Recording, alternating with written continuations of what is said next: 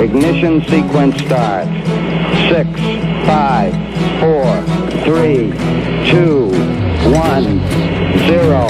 Liftoff. We have a liftoff.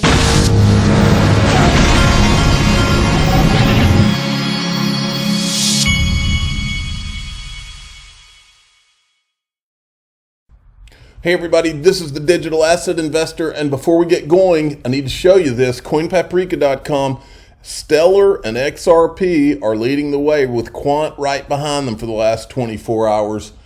Today, last 24 hours has been a good day as far as that goes. I want a word from my sponsor, Masterworks, link in the top of the description. Tell them the DAI sent you. They're showing here on their website their track record, 15.3%. This is since 2018. We've acquired 130 plus assets valued over 500 million. The net annualized realized return 29.03%. 500K plus registered members. Strong appreciation over the last 25 years. Contemporary art has beat the S&P 500, real estate and gold. So it's a way to diversify things. I've bought some of the shares of Masterworks paintings. They've literally democratized investing in art. They take a piece of art, they buy it, they turn it into $20 shares, and then have a minimum investment of like $500.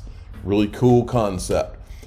This sure sounds like pre-allocating XRP. Now think bigger. If CBDCs are going to be built on the XRP ledger and XRP will be a global bridge currency, wouldn't central banks need to have an allocation too? And what I'm referring to is this tweet right here, where JV has put this out. This is an old Chris Larson clip. Watch this. So Chris, how do you plan on distributing Ripple? I know part of it is set aside for the founders, and then the rest is given out to basically encourage people to use Ripple, or? Yeah, so we have a different, obviously because we have a different confirmation method, consensus, what we don't have the requirement to have to reimburse validators, transaction validators with new XRP. Obviously in Bitcoin, because of the electricity and the computing power, the protocol has to reimburse validators with new Bitcoin. That's why there is the mining method in Bitcoin. You sort of have to have it that way. Ripple, you don't have to have it that way. So we could have chosen to have a mining system, but our belief is it'd be better to actually funnel that money back into Ripple Labs. Keep Ripple Labs well funded, so we can keep hiring incredible cryptographers and engineers that can, increasingly improve the protocol. That's actually good for everybody. And then the second part is, since we don't have to distribute it to validators, Ripple Labs can give it to business development partners, to consumers broadly, to people globally. So two things that we've been doing, which we like, is we've been incenting market makers with XRP forgivable loans. It's essentially the vehicle that we're currently using. But we feel that incents, say, big currency traders, high-frequency traders to actually be active market makers on Ripple. That provides liquid markets. That's good for everybody. Gives them an incentive in the long-term success of the network. In some ways, just exactly what Visa did, is they sort of gave out ownership of Visa to key banks to participate in the system. We think that's good. And the other cool thing that we've been doing that we like, we've been distributing XRP to consumers through a partnership that we have, sponsorship with the World Community Grid. World Community Grid is a really neat project. It's sponsored by IBM.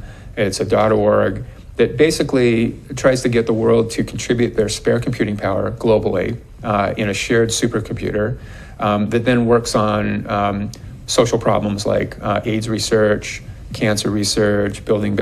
Anyway, the point is, folks, to me it's always been insulting, the idea that someone would actually think that only Greg Kidd and R3 wanted an option for XRP, and everybody else that Ripple's met with, everybody, all the banks, the central banks, the individuals that they've met with, would not say, hey, I want an option on that too. Pre-allocate some of that XRP to me too. Because I can promise you this, if I was able to, if I was an institution and I had a meeting with somebody over at Ripple, I can guarantee you I would have, if I had the wherewithal to do something like that and I was an institution, I'd say, well, can we get an option on some of this XRP? you better believe. And if I'm smart enough to figure out, I think guys from Bank of America, Goldman Sachs, JP Morgan, all these people, they probably figured it out too. I mean, I can't imagine that they didn't. Now, I want to bring you back to this tweet by Eleanor Terrett. She said she has an SEC source that's telling her that the ethics office never reviews speeches, and literally, in my opinion, steering her off in the direction of the general counsel. Now think this through. She says, somebody said somewhere, either her or somebody else, that the general counsel at the SEC was Jay Clayton's best friend from law school or whatever. So why would the SEC be trying to send these reporters off in the away from the ethics department and off in the direction of this one guy that Jay Clayton is friends with? Well, that's red flag city to me. And so I said, this screams of an SEC trying to divert, makes me think we focus even more on the ethics office. Then John Deaton apparently picked up something too. And his law firm says, here's the agreement that Hinman eventually signed that set out a mandatory screening process to ensure he followed ethics rules and did not violate conflicts. And John Deaton says, I return to one question. Why hasn't anyone, Hinman or anyone from the SEC, come out and say the speech was screened for conflicts and approved by someone with regard it be the general counsel or ethics? Or maybe the answer is in the emails and comments the SEC won't turn over. Maybe general counsel made a comment. Maybe the reason SEC enforcement and Hester Pierce say I can't comment because of litigation is because a comment was made about the conflicts issue. Regardless, the conflicts existed, and Hinman violated conflicts bar by disobeying the SEC ethics office at least 3 times. All right. Well, I didn't mean to do that. Let's go back. All right. Now, and then Digital Perspectives weighs in and says, whatever crack Hinman's speech fell through got passed over. Look, it doesn't erase what was given to Ethereum over every single other project or token. Make no mistake, what went on here was not above board. Full stop. ETHgate's real. The ones who participated are scared. I agree. Now, folks, I didn't even want to have to go down this road, but I was forced to go down this road because we were called saying that we were involved in a grand conspiracy, and that's not much different than being called a liar. We've never lied about any of this. We've shown facts. We've shown video of their own words. We've pieced together a timeline based on those facts and their own words. And we have it all, folks. We have it all. And I don't care who it is. To this day, I think Charles Hoskinson's one of the good guys. But I don't care if he's a good guy or not. If he's going to basically try to infer that we're conspiracy theorists and liars or crazy or whatever, I'm not going to sit here and listen to it. And so we're going to have to go over this. So I'll start here. And he did a whole thread on this, and this is just part of his thread. He says, thus, it seems totally unnecessary to construct elaborate. So he's saying we constructed elaborate personal attacks on former and current government employees and also attack Bitcoin for its energy use or Chinese influence. Well, my question is, what if those are facts? They are facts. But everything we've attacked is factual. Everything. It's not like we're just hatching these things and saying, I've got an idea.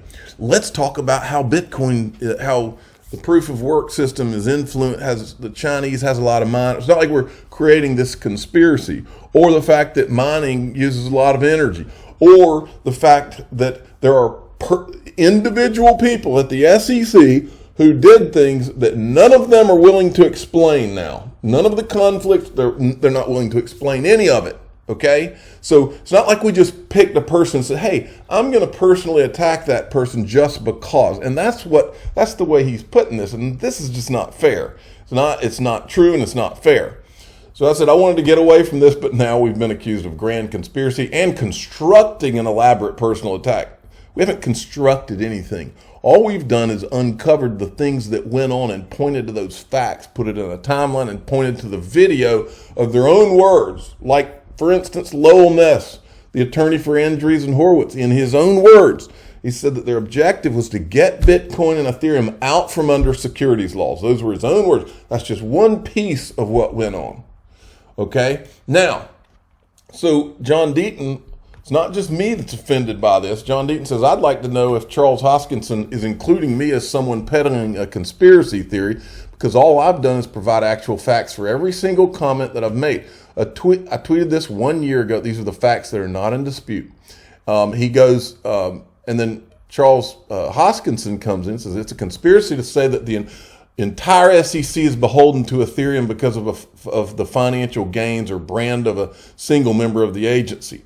Well, you're going to have to expound on that. First of all, nobody's saying anything about the entire SEC. That's not what we're talking about. We've pointed to all of the different things that happened, the meetings, who they met with, the times Bill Hinman and Jay Clayton met with people. We've been showing all of these facts, and we've pieced all this stuff together. And now you do have an entire SEC who is not calling for an investigation. You do have that. At a minimum, they should be investigating this because of all the facts that we found. So as for the individuals there, it's immaterial to the larger issue of cryptocurrencies being securities. We're all on the same side. Many aren't. See, I don't agree with we're all on the same side, and I'll prove that here in this video. But then Stefan Huber said, I just want to make sure he sees that comment from John Deaton. And John Deaton said, Charles, Empower doesn't own XRP, not part of the XRP community. Empower sued the SEC, proving they lied in court and got emails proving conclusively that that Hinman violated the criminal conflict laws. Respectfully, you're just wrong to say conspiracy or not. It doesn't. And then when he went on to say other things. Then Bill, I don't know if I'm saying his name right. Bill Asarius, he's an attorney. And this is another Charles Hoskinson thing. Conspiracy or not, my point is that it doesn't matter. I explained how we got here and how we need to get out. The entire XRP affair shouldn't have happened. We agree on that. It's not bad. It's bad for the industry, and regulation through enforcement doesn't so any good for anyone.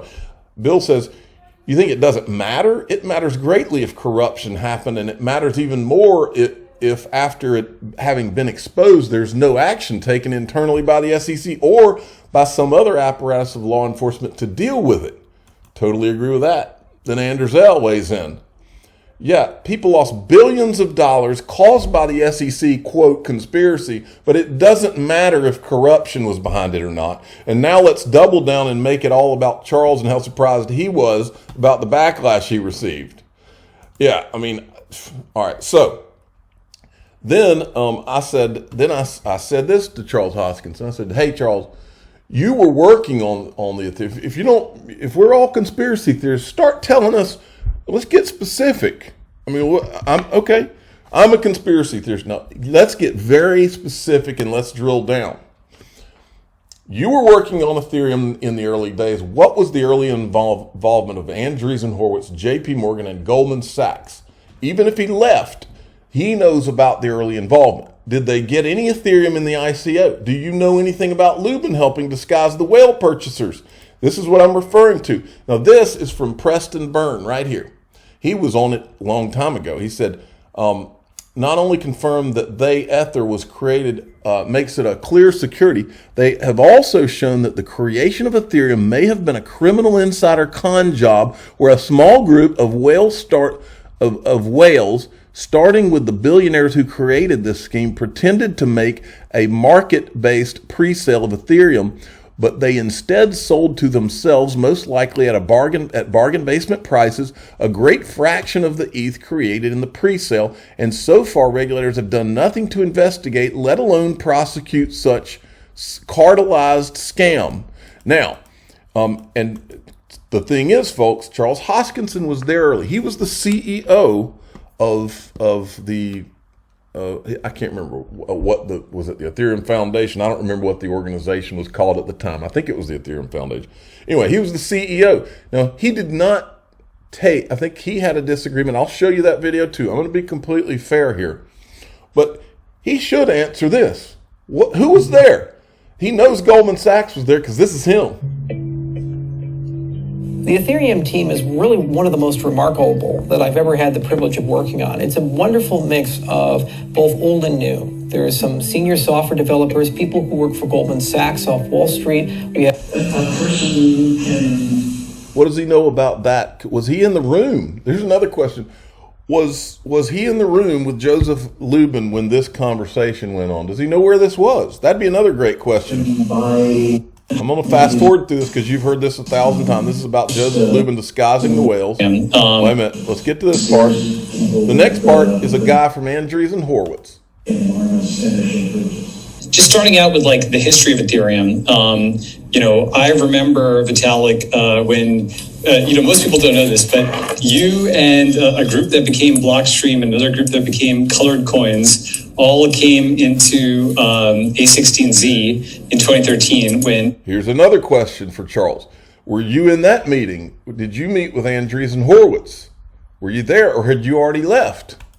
And Dixon were general partners there, right? And the reason that's relevant is because he just named Chris Dixon. Chris Dixon is the one that Jay Clayton met with, who went off and then was instructed to go off, and he formed the Venture Capital Working Group. And that is the group that created the safe harbor. His attorney, Lowell Ness, created that. They went off and they are the ones that were responsible for the Ethereum free pass. So it's extremely relevant. Does Charles know about this? And then this is more of Lubin. And then the final part you've seen before too. This is Joseph Lubin talking about how early JP Morgan was there. I can attest that JP Morgan was there right from the start before public mainnet was even launched. So the next question is, he's attesting that JP Morgan was there before the public mainnet launch. Well, so was Charles Hoskinson. What does Charles Hoskinson know about JP Morgan's involvement? We've never heard him say this. So he says, I left prior to the ICO starting. I agree with him. I've covered it on this channel before. And I'm not saying that Charles Hoskinson did anything wrong, by the way. I'm just saying that there's all kinds of things that Charles Hoskinson can help us clear up about what went on here. Because what went on back in 2013, even though he left, he has to know tons about what happened there, okay? Which would help us in tying together some of the facts and the video that we've got so far. It would help us greatly. So since he's one of the good guys, he could help us even more now that he's decided to wade into this. He says, I have no clue who ended up purchasing Ether in open crowd sale because they decided to ignore my advice and not do KYC for buyers. It's anyone's guess who participated. No, what we could get Chainalysis does all this. They could go and find out exactly where those wallets are and who did it, okay? I made no money from it, and obviously they don't like me. I agree with that. That's why I say you're one of the good guys. Come talk. You can talk to us, and I'd love to ask some of these questions. We find out exactly what was going on behind the scenes, and we could even promote his project because it'd get hundreds of thousands of views if we could get the insight into what happened. Well, if we promote his project, we'd have to do it free of charge though, because we don't want to. Anyway. So I'm kidding there. All right. Yes, I've said many times you were one of the good guys that didn't accept anything and left. I still think you're a good guy, but I'm disappointed that you would minimize what we've done as conspiracy, just not true. None of the facts we've found have been disputed. And that's the fact, Jack.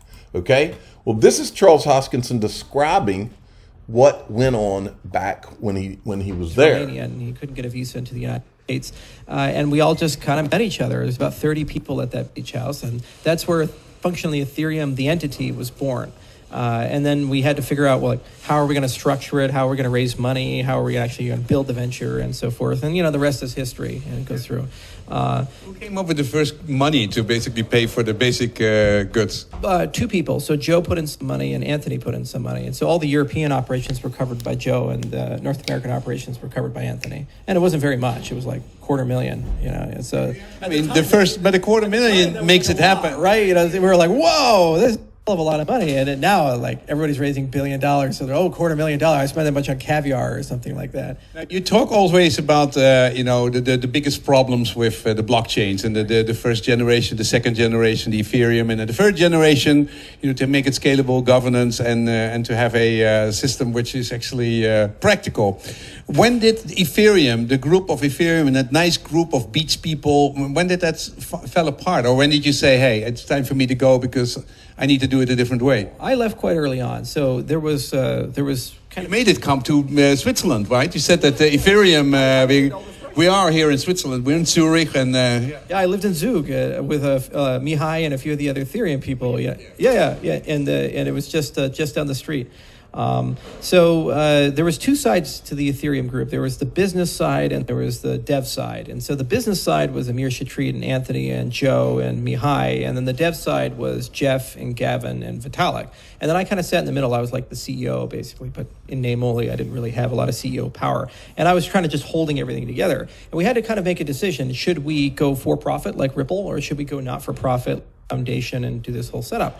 So my argument was, let's do for profit, kind of like Ripple, take VC money. We had some offers in the Valley, and let's go build the protocol, get the whole thing finished, and then set up an independent foundation, have that foundation run a crowd sale with a separate board, and then it can retain the for-profit entity to continue development and maintenance and upgrades and so forth. Travis does the same. This is like a more common model now, but at the time it was very revolutionary, right? And my principal argument was that, number one, the project. So what's interesting here is he's telling the 100% truth here. He says it in this tweet a minute ago. If you go back, let me see if I can find it, because I think it's very important. Maybe it was below it was below this one. Okay, he left prior to the ICO. He says they decided to ignore his advice and not do KYC for buyers. In other words, think about this for a minute. Ripple has been all about KYC and all this from the very beginning, and Ethereum made a conscious decision to not do KYC and go and disguise the whales, as Joseph Lubin says, help them disguise the whales. And the SEC is going after Ripple and not Ethereum. This is the crux of how crazy this all is. And to accuse us of being conspiracy theorists because we're pointing out the obvious and saying, wait a minute, this doesn't make sense, which led us down the path of corruption.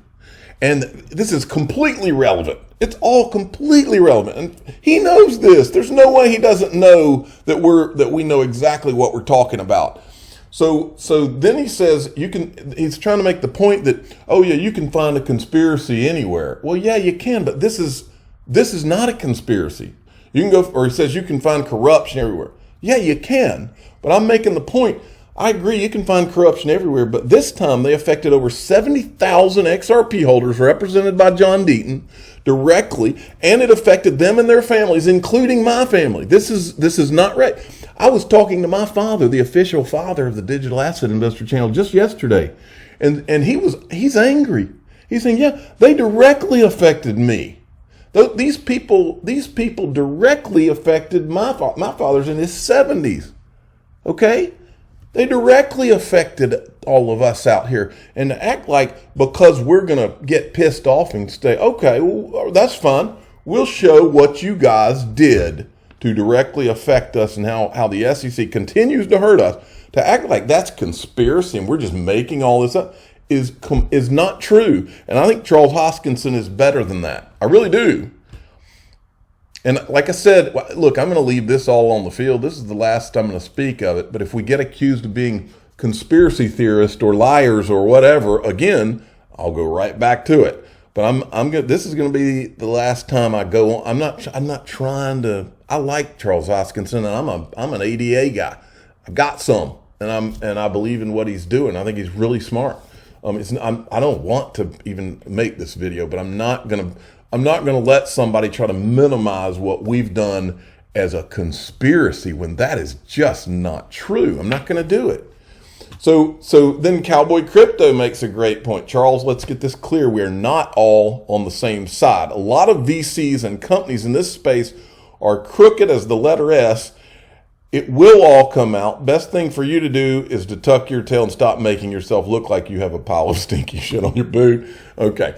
Well, I'm going to drive that point home because Charles Hoskinson here is saying, and I remember people saying this 2 years ago, oh, well, to attack Bitcoin or Ethereum, you're attacking all of crypto because we're all in this together. Well, it's just not so, folks. These people it has been a concerted effort to go after Ripple and XRP. And a lot of the people on the side of Bitcoin and the Ethereum people, as we've proven, have been a part of this whole thing. And in my opinion, it's been very coordinated. Let me show you just one part of this, folks. Remember this? Remember this video? This is the guy this is one of the founders of Multicoin Capital. And let me refresh your memory. His name's Kyle Samani. And again, these are just facts. You take from it what you want. Kyle Samani is managing partner at Multicoin Capital, okay? This is from 12/13/2018. Chris Dixon at Andreessen Horowitz is a limited partner in Multicoin Capital. This is Tushar Jain's firm. This guy and Kyle Samani and Tushar Jain in 2018 were going on video bragging about how they're shorting XRP. Meanwhile, they're backed by A16Z, Andreessen Horowitz, and they're backed, one of their limited partners is Union Square Ventures. This is one of the videos right here. Watch. Oh, there was some other news this week, too. We have Andreessen Horowitz, one of the leading Silicon Valley venture capital firms, opening their first cryptocurrency fund, $300 million they put into it. It's the first major VC firm to open a crypto fund. You also have a crypto hedge fund. I mean, does this industry need more competition in the fund world? Does this make it harder for you to raise money? I think it's a super good thing for the ecosystem. Chris Dixon, who's one of the GPs there, and I think Katie Hahn's the other. Chris is an LP in our fund in Multicoin, so know them for a while. Overall, it's a great thing for the ecosystem. So he's an LP in their fund. Being able to take now look at this. No, remember. So the same people that were working with the SEC behind the scenes to get the Ethereum free pass, the same people are invested in these guys' firms, and these guys are going out bragging about how they're shorting XRP. Okay, in 2018, and some of this was around that time that the free pass was being worked on. And listen to what their logic is in why they're shorting XRP. Sitting around. It's a harsh assessment. Now let me see. Let me get to it. Assets. So right now we have, for example, shorts open on Ripple and Litecoin. Like Litecoin, in my view, has no reason to exist.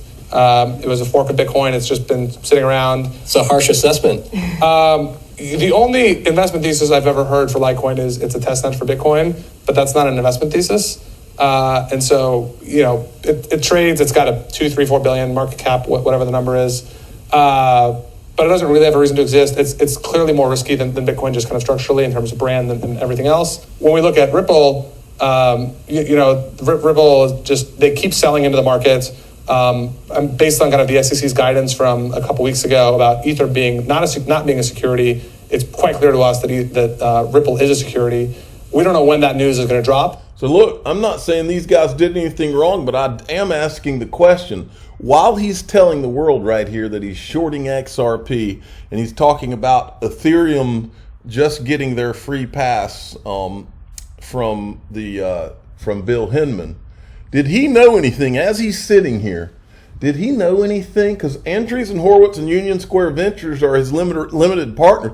Did he know anything while he's sitting here about what went on in the discussions behind the scenes? And did he know anything about what the SEC was going to later do to Ripple? That's my question. But the catalysts seem to have kind of gone away from Ripple, and we have very high conviction that it is a security. And so, as kind of the system plays out over time, we think that short will deliver idiosyncratic returns. So the security label is kind of a designation that kind of dooms these cryptocurrency. I think it's kind of a fatal. So that stinks to high heaven. Now, the next thing I want to show you came to me from. Now you can go to wiselisting.com. This is Marcy Willems. She's a real estate. She has a real estate firm out of Southern Arizona. I think they're one of the largest out there. Okay, with eXp Realty.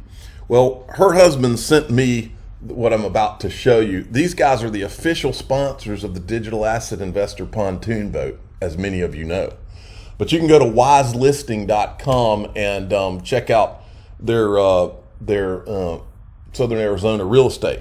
They sent me her husband sent me this. If you watched our recent video about the leak of Europe's MICA bill, you'll know that it appears Circle has been very involved in influencing these regulations. Say, did I mention that XRP is a top competitor to the global system that Circle and the Center Consortium are trying to create? No, probably nothing. Now, if Circle is leveraging regulations, it would be nothing new. Incumbents have long used regulation to prevent competition. Goldman Sachs' CEO actually admitted this shortly after the bank invested in Circle back in 2015. I'm the digital asset investor. I'm not an investment advisor. This is for entertainment purposes only. Please subscribe, hit the like button. Tell your friends and family that apparently USDC is a competitor to XRP. And remember, USDC runs